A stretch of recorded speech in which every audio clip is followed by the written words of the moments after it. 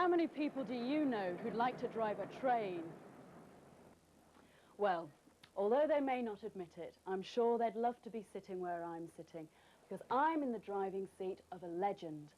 This is the fastest steam locomotive in the world, and her name? Mallard.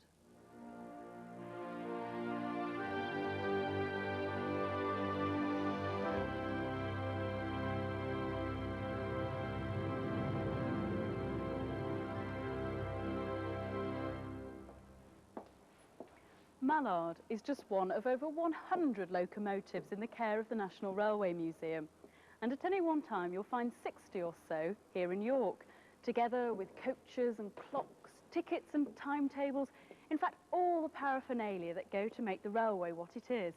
And for many people that's much more than simply a mode of transport. It's a fascinating and irreplaceable part of our heritage. And since its emergence in the early years of the 19th century, railways have changed not only Britain, but the whole world. The museum, the NRM as it's known to its friends, attracts over 420,000 visitors each year.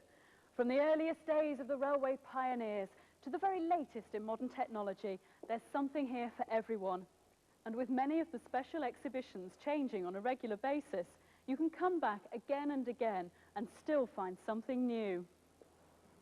Over the next 65 minutes or so, I'm going to take you on a tour of the museum to see some of its finest exhibits. And we'll also be looking behind the scenes at some things visitors don't normally get the chance to see.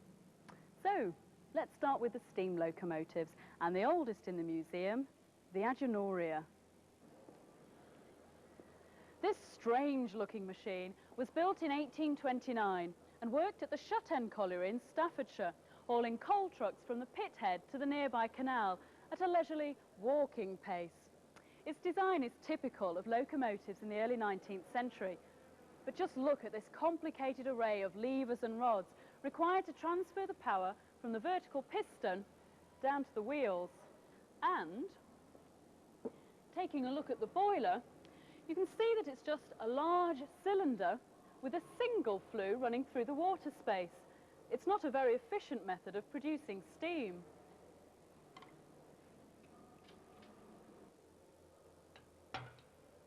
However, despite the limitations caused by its design, the Agenoria worked quite successfully at the colliery for over 35 years. Built in the same year as the Agenoria was a locomotive destined for immortality, Rocket. The two locos offer a fascinating contrast in design. Although the original Rocket has survived, this section replica is very useful in its own way to demonstrate why Rocket was such a major turning point in railway history. Rocket's original design incorporated 3 new ideas which had never before been tried together, and it was this combination that revolutionised the power and performance of steam locomotives. The first innovation was to do away with the complicated rods and levers of the Agenoria. Instead, the driving force of the piston was linked by means of a single shaft down to the driving wheel. And the second major advance, though less obvious, was just as important.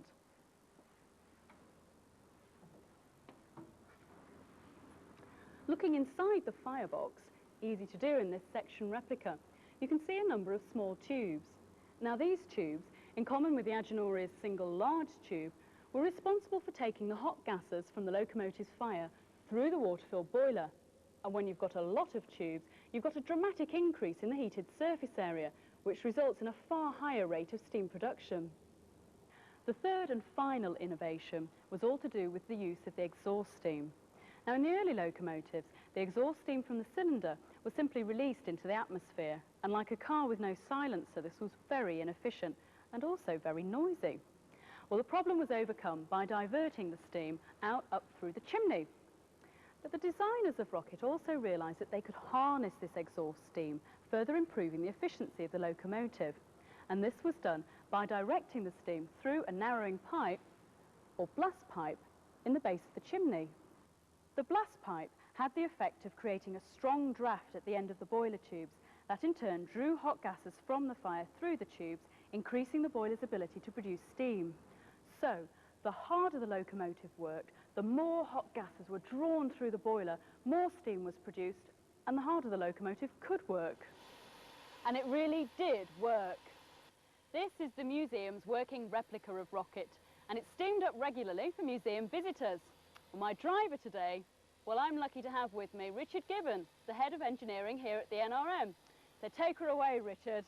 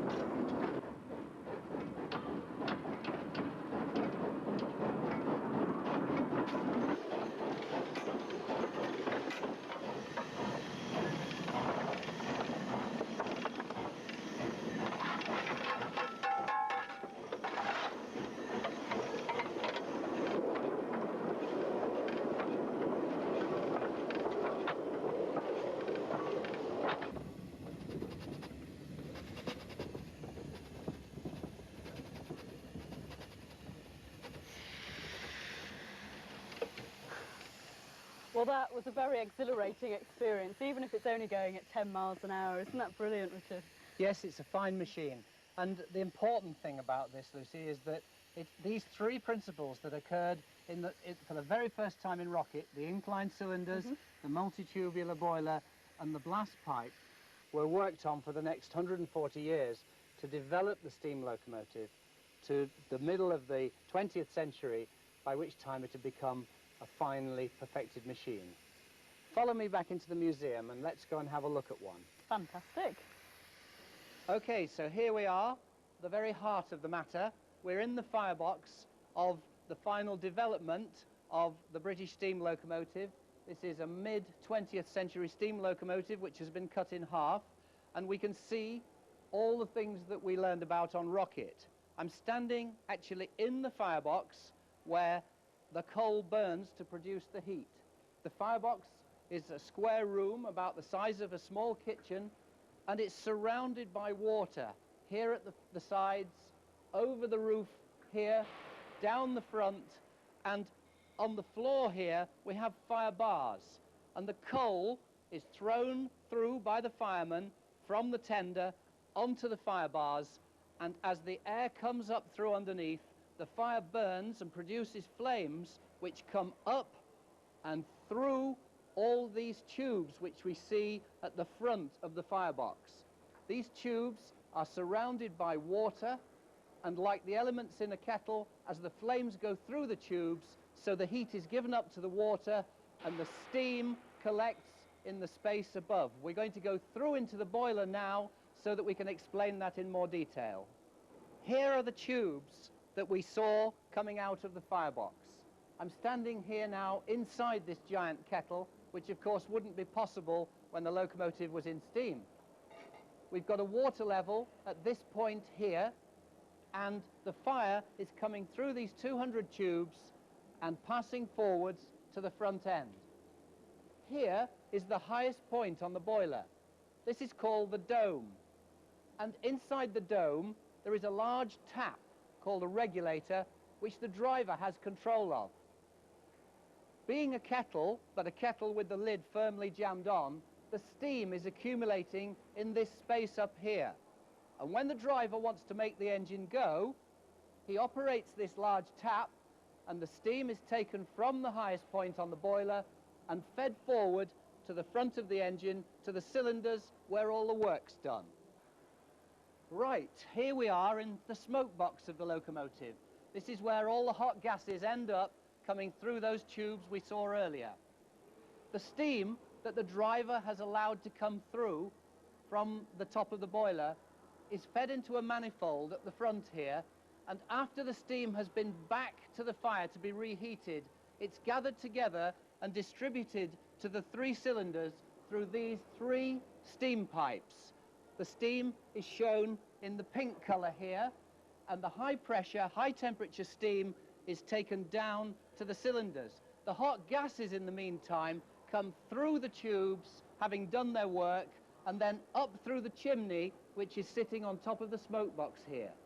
Here we are at the cylinders where the steam is, the energy in the steam is converted into mechanical work. And remember that the steam comes down the pink pipes, and what we've got in this area here is a main power piston working in a cylinder down here, and a distribution valve up here which directs the steam. And if you watch very carefully, we can follow the path of the steam and explain exactly what happens. Watch very carefully at this point here. The steam in this chamber, as this valve goes back, suddenly has the chance to fly down this channel, get behind the piston and push it. As it pushes down through this drive line, just like a pedal car, it pushes the wheel backwards. Then, at the other end of the stroke, we've got steam here also, and the steam rushes down this channel and pushes the piston back, which then pulls the wheel forwards. Watch very carefully now again at this end. The steam comes down the channel, ready, now. The steam is now in here, connected to the boiler, pushing like mad against this piston. Watch the valve close now. The steam cuts off. The steam is now trapped in here under pressure, and now, suddenly, as the valve goes forward, can escape up through here and up the chimney with the chuff that we all know is the sound that the steam locomotive makes. As the steam goes up through the chimney, so it entrains the gases that we talked about earlier up here. And the gases, the hot gases from the fire, are drawn through the tubes, and the only way that that can be replaced is by fresh air coming in under the fire bars, which is where we started. As the fresh air comes in underneath, it brings the fire to life. So as that chuff from this steam goes out through the chimney, so the fire comes to life, and it physically picks up off the fire bars and lifts as it's brought to life. So we've covered the cylinders, we've covered the blast pipe, and we've covered the multitubular boiler, the three features that occurred in Rocket all those years ago that made it so successful and made it win the competition. What's very important is that Evening Star, the very last steam locomotive built by British Railways in 1960, had these same three features. In spite of 140 years of advance and man learning to fly, internal combustion engine being invented, all these things were never able to improve on the Stephenson's great achievement, which we see in Evening Star. Introduced in 1954, these massive 140-ton Class 9F freight locomotives were a fitting climax to British steam locomotive design. The engine's large boiler powered no less than 10 driving wheels, resulting in excellent adhesion, which enabled the engines to haul extremely heavy loads with ease.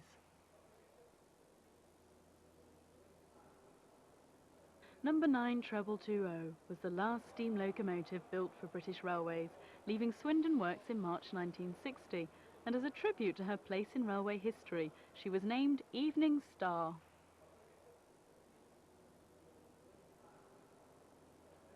The fitting of polished copper pipework was complemented by the addition of brass number and nameplates and a plaque proclaiming her status. Naturally, she carries the ultimate Swindon embellishment, a copper-capped chimney. Despite the efficiency of their design, the class had a short working life. Although used regularly on passenger services, they were usually to be found at the head of heavy freight trains, a fitting tribute to the early pioneers of steam traction.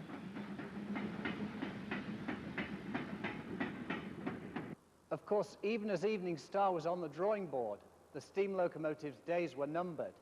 Electric locomotives have been around for a long while, but the diesel locomotive had never seriously threatened the steam locomotive's supremacy. That was not until 1955, when this 100-ton monster appeared on the scene. The triangular configuration used in its engines gave rise to a name that became a byword for power and speed for over 20 years on the East Coast Main Line, the Deltic. These two diesel engines, of a type normally found in naval patrol boats, were shoehorned into the British loading gauge to produce a diesel locomotive of greater power than had ever been found before on Britain's railways. When visitors come to the museum, they see a large number of locomotives and carriages, and they may think that this is the full collection, but there are some 290 vehicles in the national collection, and about 70 of these may be out on loan and not available on site. However, they may be seen at other locations throughout the country, because the NRM, like many museums, believes in loaning its collections to responsible borrowers.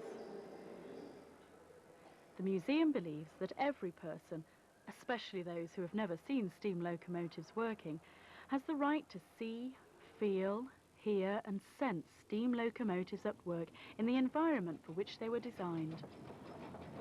By loaning locomotives to responsible outside bodies, the museum can bring this desire to fruition. Many locomotives will never operate, either because they're too historically important, or like this massive Chinese locomotive, they're simply too large for the British loading gauge.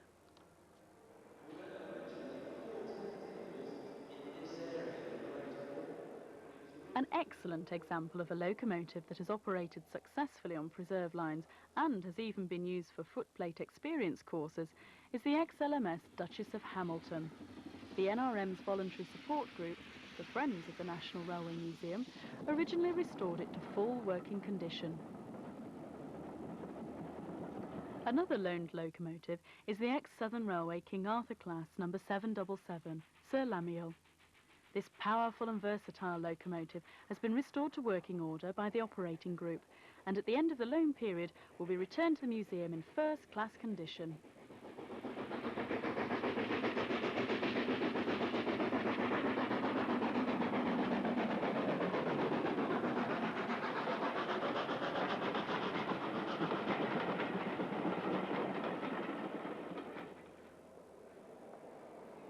Of course, all the locomotives are impressive in their own way, but I asked Richard if he had to choose, which would be his favourite.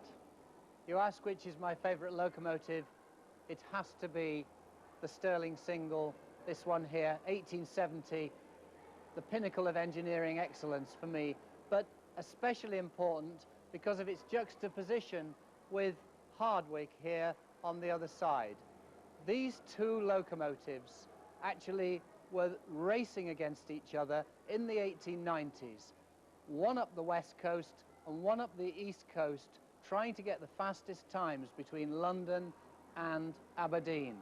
They actually shortened the trains to go faster, they shortened the stops to go faster. They actually had to run a relief train behind the racing train because there were so many people that wanted to travel. There wasn't room for them all to travel on the racing train.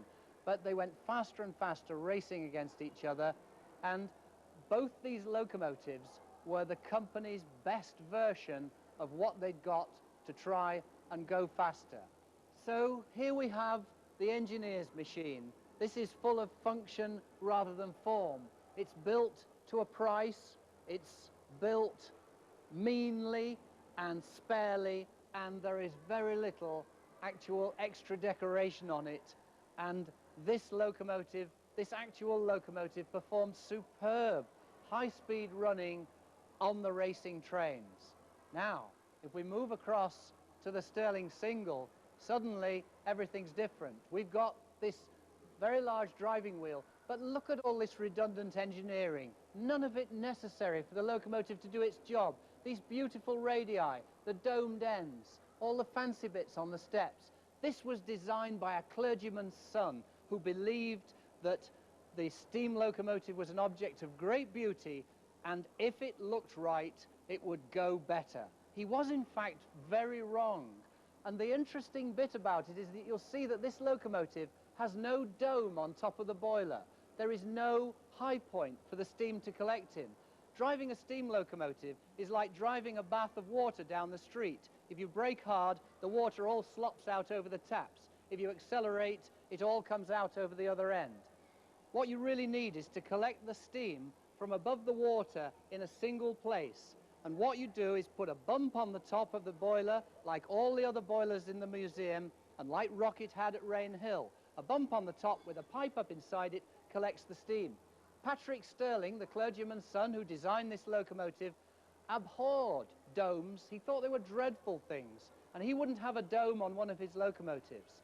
So the drivers had to drive this machine in a way that enabled them to get round the technical constraints.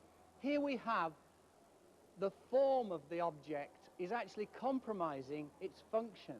This is the antithesis of washing machine engineering. If you turn a washing machine upside down to try and change a belt, the first thing that happens is that you cut your hands on all the nasty sharp edges. The thing's designed to last the guarantee period. It's a really nasty piece of work that performs its function. This is a beautiful piece of work which was designed to last forever, but its function is compromised by it not having a dome. Of course, there's much more to a railway than just the locomotives, and the NRM concerns itself with all aspects of railway operations. These buildings were themselves once part of the North Eastern Railway's huge operations centre here at York. This, the Great Hall, was once the North Shed, one of 3 engine sheds where 150 locomotives were checked and prepared for work every day. And the South Hall was originally a goods depot.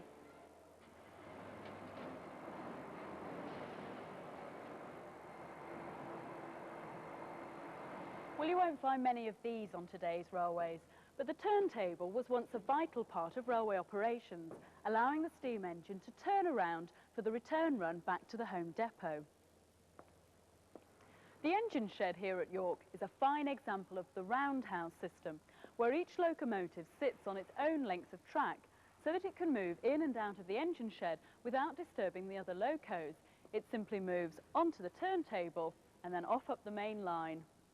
This turntable is one of the biggest. It's 70 feet long and able to take the longest of the locos. And you'd think, with all that weight on it, that it would be difficult to turn. But in fact, when the weight of the loco is evenly balanced, it's actually quite easy, especially when you have an electric motor.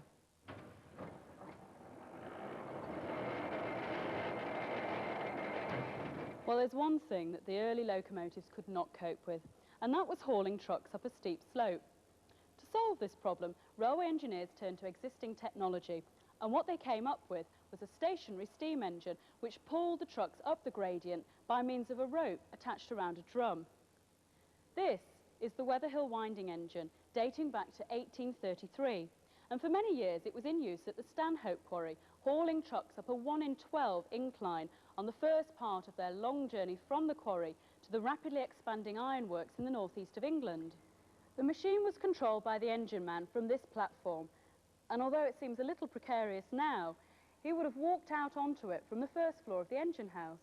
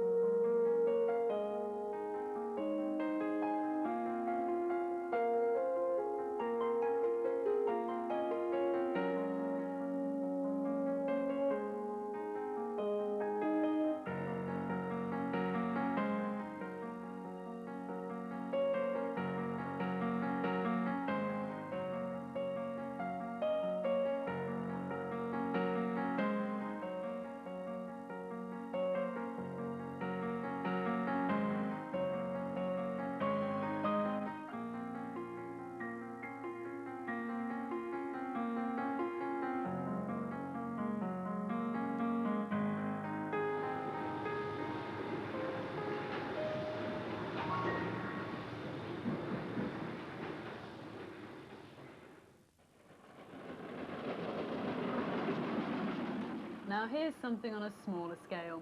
This is the museum's own model railway, and as you'd expect, it reflects the care and attention to detail you see in all of the museum's exhibits.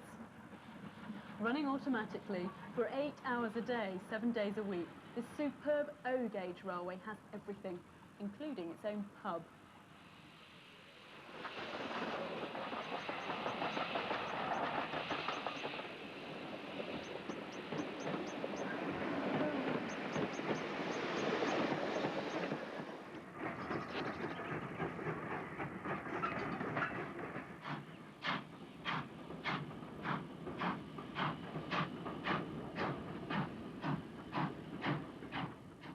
museum has a large collection of models, and this brass and copper model of a Firefly-class locomotive was commissioned in 1840 by Daniel Gooch, chief engineer of the Great Western Railway, and we'll be hearing more about him later on.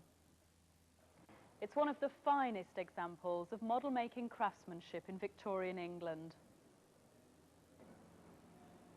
Well, it may come as some surprise to find models of ships in the National Railway Museum, but many railway companies operated shipping services, particularly on the ferry routes.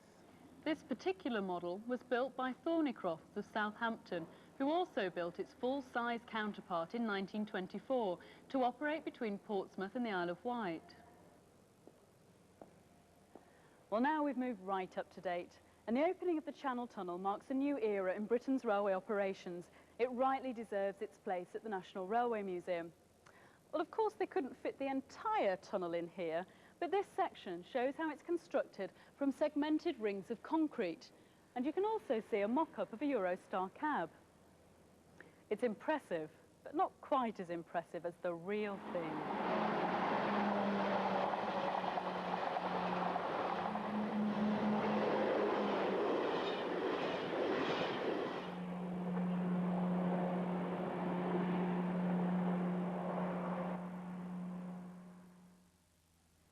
This is the library. The NRM has over 2 million books, posters, photographs and papers of all kinds that are stored here for use by researchers. Filling these shelves are many remarkable items, and some of them are so precious that they can only be handled when you're wearing cotton gloves. And I have one right here. This notebook dates back to 1840, and it once belonged to Daniel Gooch, who was only 20 when he was appointed chief engineer of the Great Western Railway. If you remember, it was his brass model of Firefly which we saw earlier in the South Hall. Gooch had notoriously bad handwriting, and it's suspected that the detailed drawings in this notebook were actually done by his assistants. The book gives fascinating insight into Gooch's working methods. There are one or two personal comments. Example, I see here March 1840. Well, perhaps that's best left unread. The museum's many artworks feature scenes from the early 19th century right up to the present day, reflecting the enormous impact railways have had on our way of life. The railways have also done a great deal to promote the seaside holiday and sporting occasions of all kind. This original painting formed the basis of a striking poster. It just needed the words.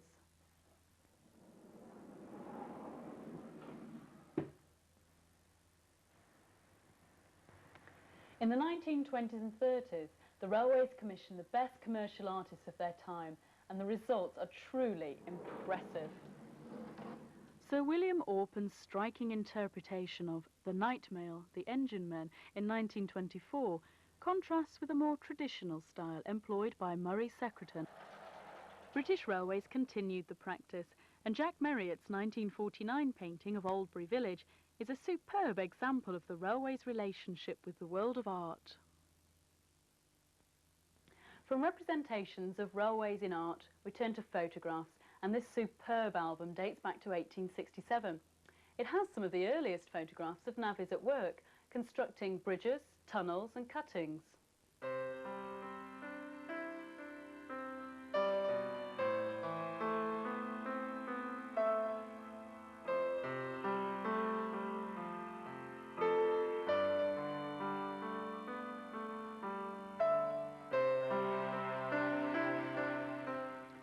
There are over 1 million photos at the NRM, and as you might expect in such a large collection, every format imaginable, from microdot to these very large format glass plate negatives.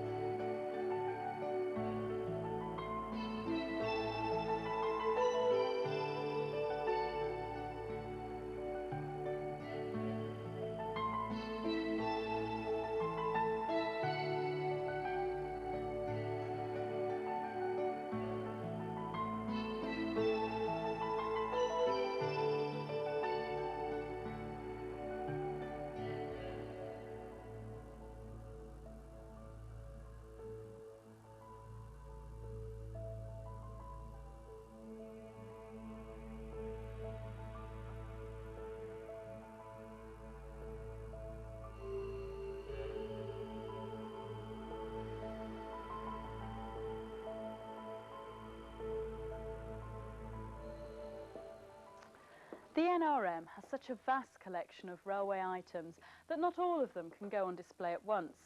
Now, everyone's attic's full of interesting things, but just take a look at these.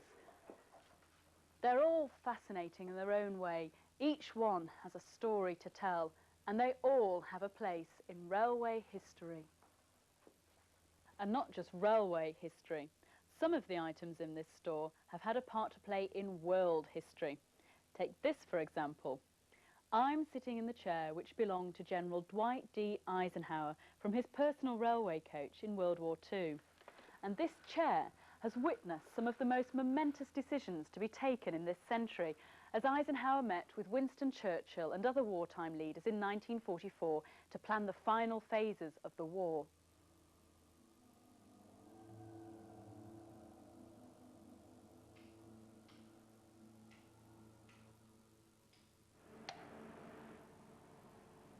This is the storage area where many smaller items are kept, such as tickets, watches, lamps, flags, nameplates, in fact all the dozens of items that are required to keep a railway running.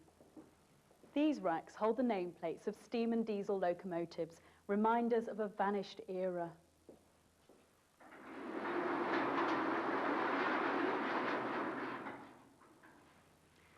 Silver Fox was one of the A4 class locomotives built by the LNER in the 1930s. The Fox symbol on the boiler represented speed, and she was sister engine to the record-breaking Mallard.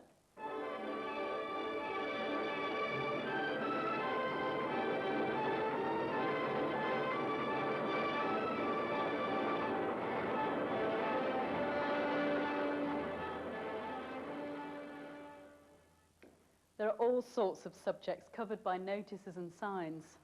Restrictions on the use of toilets. Idlers are not permitted to use them. And this one here, workers will be fined 2 shillings and 6pence if they leave work before the whistle, by order. And over here, are we supposed to believe that Victorian horses were so well educated they could actually read this sign at a Camden goods depot? Building a railway commenced with cutting the first sod, and for this you need a spade, but no ordinary gardening tool. The spades were all ornately decorated and designed to be wielded by a suitable dignitary, in this case Lady Northcote, who cut the first sod of the Exeter Tane Valley and Chagford Railway in 1884, and she was rewarded by being allowed to keep the spade.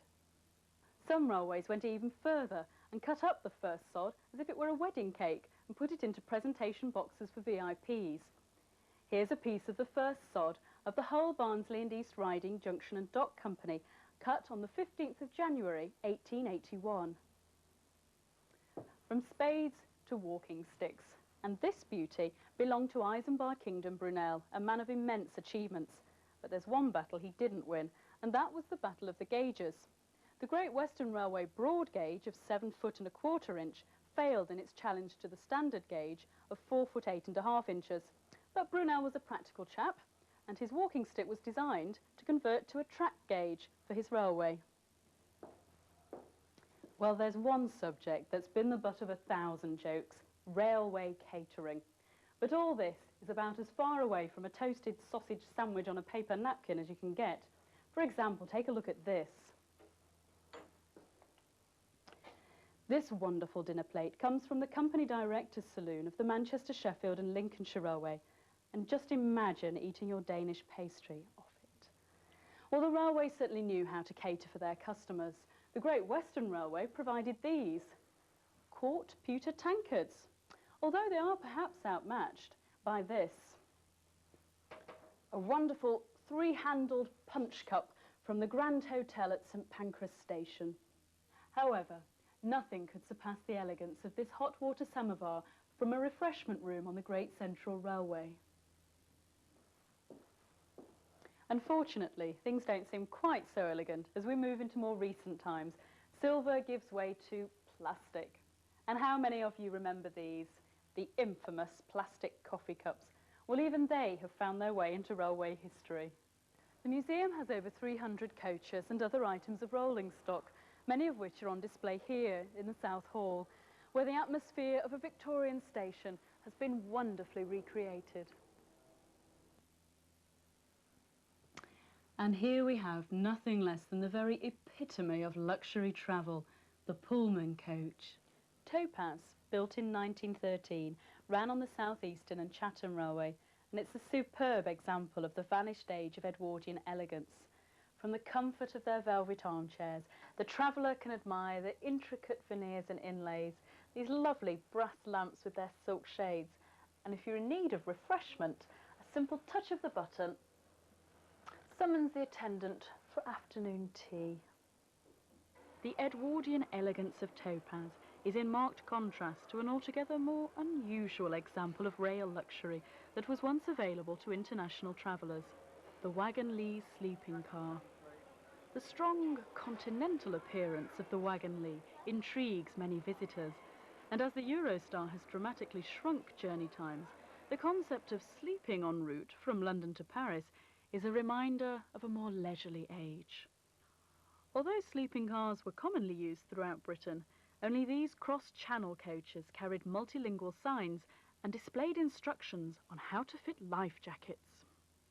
Altogether, 18 coaches were built in 1936 for the inaugural night ferry sleeper service introduced to link London and Europe, with travellers able to retire to their beds in London and rise in Paris. The coaches reach mainland Europe on specially adapted cross-channel rail ferries sailing between Dover and Dunkirk, with the ferry shunters under instructions not to disturb the sleeping passengers. Although World War II interrupted the service, it was quickly reintroduced as continental travel became more popular with the British public.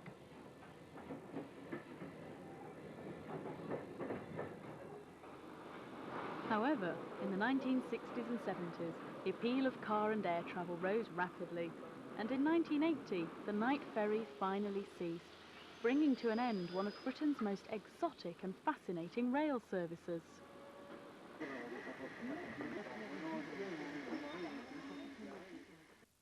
Well, this is not the kind of coach you'd expect to find your average commuter in. It's more like something out of Jules Verne.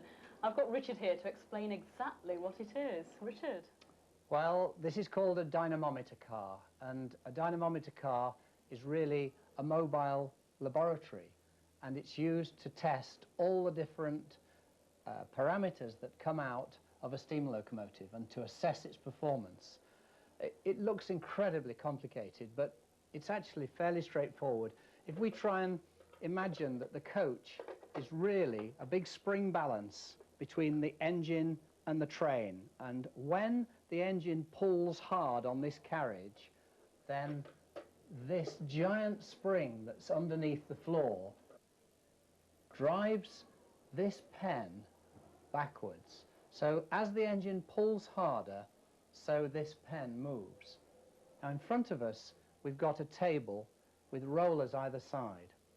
And this piece of paper moves across the table, and the faster the train moves, the faster the paper moves. If the train goes 10 times as fast, the paper goes 10 times as fast. And all the various measurements that are taken on the locomotive are recorded on this paper. Mm-hmm. That might sound very complicated, but really what it means is that if you're going to go for a record, what you need to do is to have the proof that you've got the record. It's no good coming back and saying, I've just done 126 miles an hour with the steam locomotive. So what you've got to do is to prove it, and this piece of paper, because it's travelling at a known speed, proves the speed that the locomotive ran at. The technicians who worked in here were able to communicate with the staff on the footplate, the driver and fireman and the inspector, via the microphone which is here and the loudspeaker which is above our heads. It was very difficult to make conversation sensible in here because there'd be a lot of noise at high speed. In 1938, nobody was supposed to be going for the record. It was a bad time. Britain was getting ready for World War II, and Germany had just got the record at 125 miles an hour. Only the driver, Joe Duddington, and the fireman, Tommy Bray, really knew what was going to happen. And they'd prepared the engine, which was 5 months old, at its prime.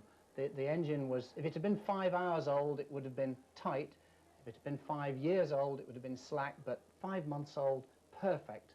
And gradually the speed climbed And as they chased down Stoke Bank and got to a place called Little Bytham on the 3rd of July 1938, that's when the 126 miles an hour was recorded. And of course everybody then said, well, isn't it marvellous? But before then, this vehicle, which, remember that it was built in just at the turn of the century, they were running on track that wasn't like the modern welded track now. It was bouncing around, the crockery was falling out of the cupboards. It must have been really exciting and very exhilarating for the people involved. And this is the actual locomotive which broke the world record on that momentous day in 1938. Mallard was one of 35 A4 class locomotives constructed by the London and North Eastern Railway's Doncaster Works and designed by their chief mechanical engineer, Sir Nigel Gresley.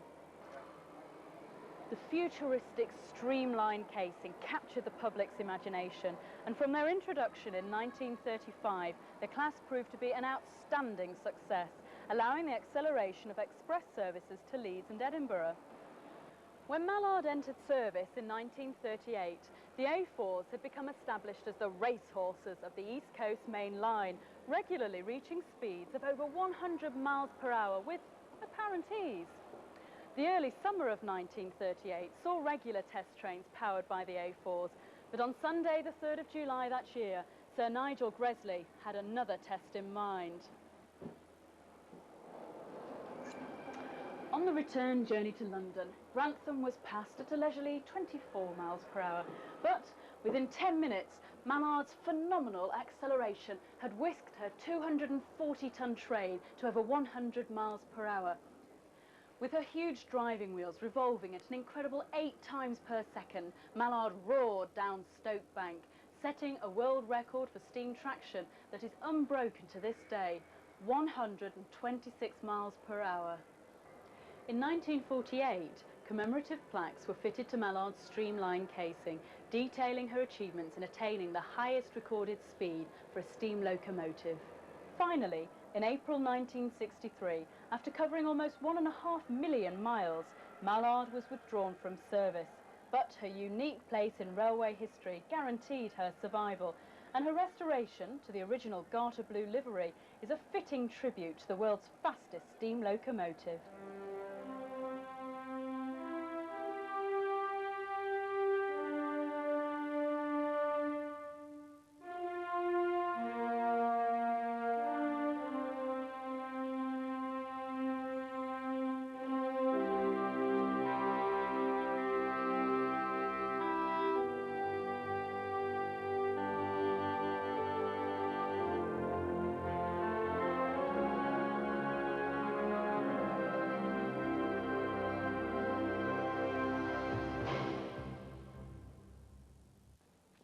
This is another specialist vehicle, Lucy.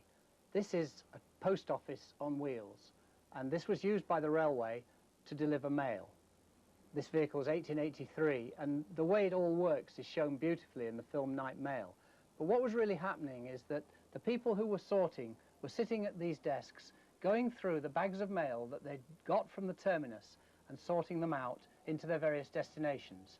When all the mail was sorted, it was put into sacks, bound up into these big, heavy parcels, and then, as the train was still going along non-stop, was hung out the side of the train, and a net at the side of the track collected it.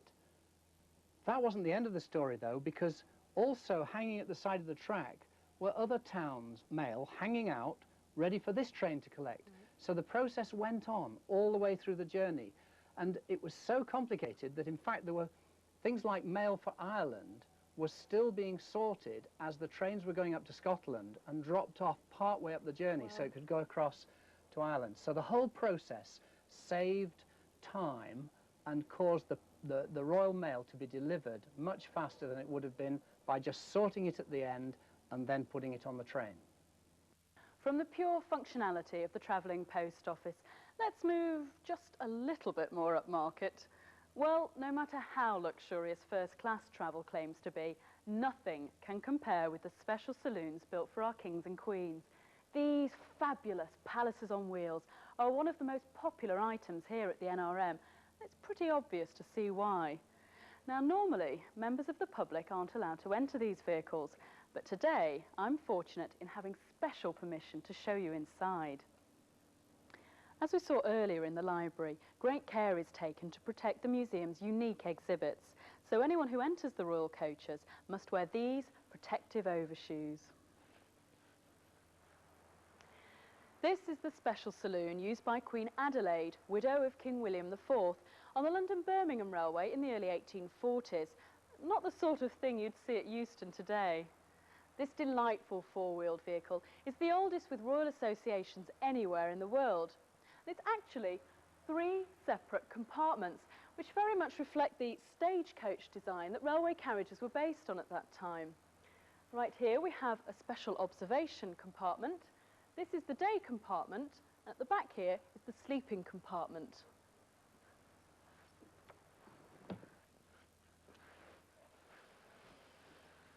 Well, by day, this is a normal compartment. Very comfortable it is too. But when Queen Adelaide wanted to take a royal nap, all she had to do was to convert these 2 seats to get a full-length bed. You see here, the back of this seat actually lifts up and can be fastened safely into position. And then you slide your legs inside to a special compartment built on the end of the coach. And usually these compartments were used for storing the royal mail, but in this coach it's for Queen Adelaide's feet. This coach last saw service in 1847 and was immediately preserved for posterity. Queen Victoria was the first reigning monarch to travel by train in 1842, and this saloon was originally built as 2 smaller coaches by the London and North Western Railway in 1869. It was linked by a flexible gangway, which the Queen refused to use when the train was in motion.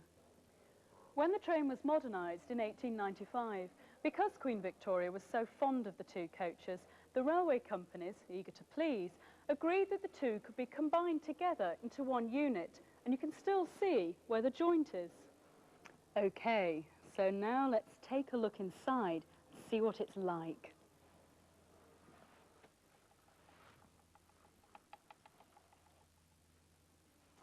These interiors remain exactly as they were in November 1900, shortly before Queen Victoria died, and they were designed at the height of Victorian exuberance. Just take a look at the decor. The watered silk decorations here are in patriotic colours of red, white and blue. Hurrah for the Empire! Well, in 1895, when the carriages were modernised, electric lighting was installed, as well as these buzzers to summon the attendants. Queen Victoria was very suspicious of this newfangled electricity, and she insisted that the oil lamps be retained.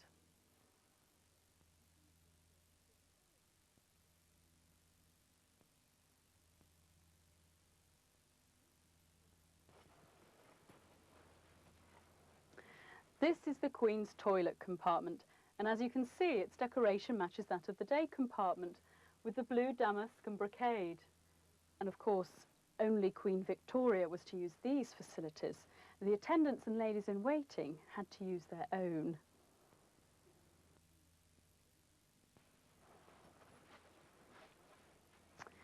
Well, this is the Queen's sleeping compartment, and as you can see, there are 2 beds, because she was often accompanied on her rail journeys by her daughters, Princess Helena and Louise, or by her granddaughter, Princess Victoria, and they considered it a great honour to travel this way. At the end of the carriage is this compartment, decorated in gold silk, and it's here that the ladies in waiting would relax until summoned to attend the Queen by a large electric bell. King Edward VII didn't want to use the vehicles built for his mother, so he had no less than 3 new royal trains constructed by various railway companies. And these 2 coaches were built for the King and his Queen by the London and North Western Railway in 1902. And they're regarded by many as the finest example of railway carriage building ever achieved in Britain. So let's take a look inside.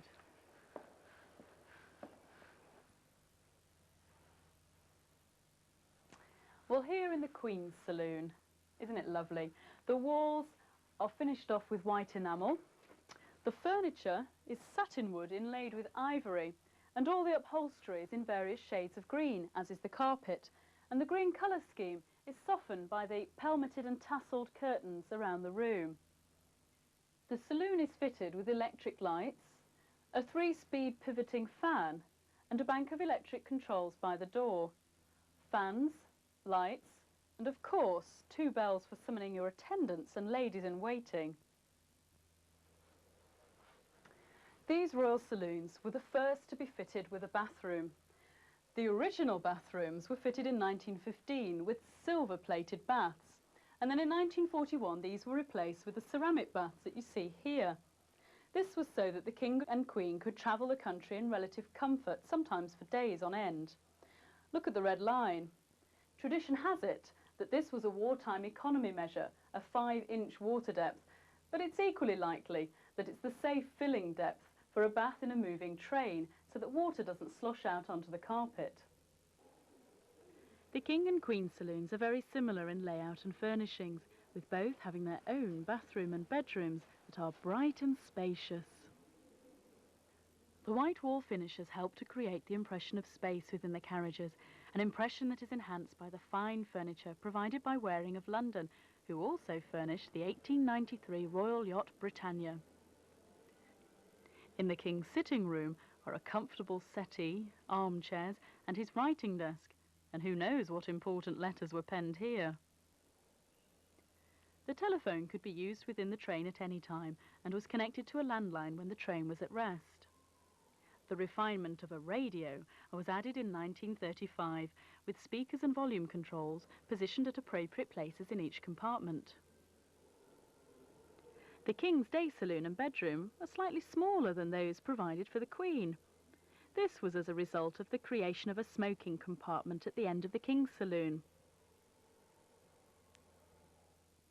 Well, I'm now in the King's smoking saloon, and the sombre colours show it's a little different from the Queen's saloon. And it was here, to his green leather armchair, that the King retreated after dinner to enjoy a brandy and cigar, the compartment being equipped with sockets for the King's own electric cigar lighter. With their air of magnificent opulence, it's easy to see why the royal coaches are an irresistible attraction for many visitors. However, the smooth passage of even royal trains, not to mention the hundreds of commuter and express trains, goods and work trains which ran daily on the railway, depended on 1,001 everyday items, which, although they're frequently ignored or hidden from view, were crucial to the railway's efficient operation. Fortunately, at the end of their working life, many of these items found their way into the fascinating mosaic of railway history that is the National Railway Museum.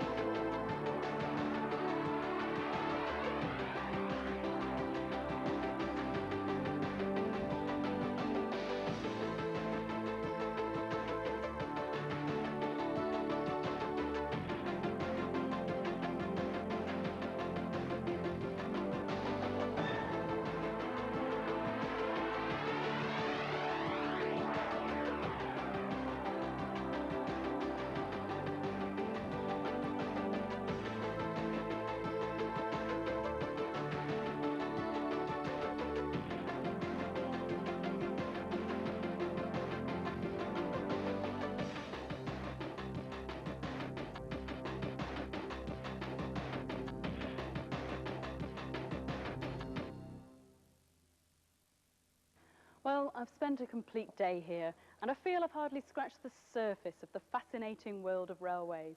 In my imagination, I've journeyed through 150 years of history. I've travelled under the Channel and over the highest moorland. I've driven mighty steam engines and sat with royalty.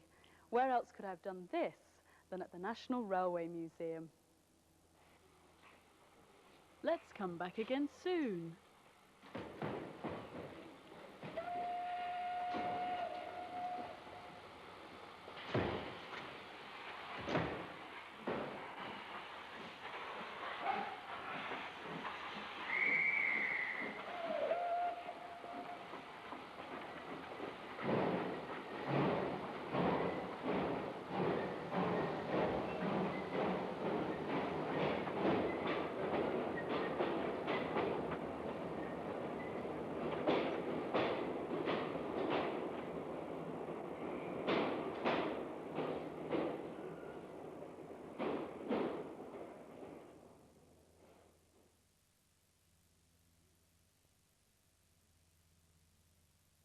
If you would like to help in preserving the best of Britain's railway heritage, why not join the Friends of the National Railway Museum?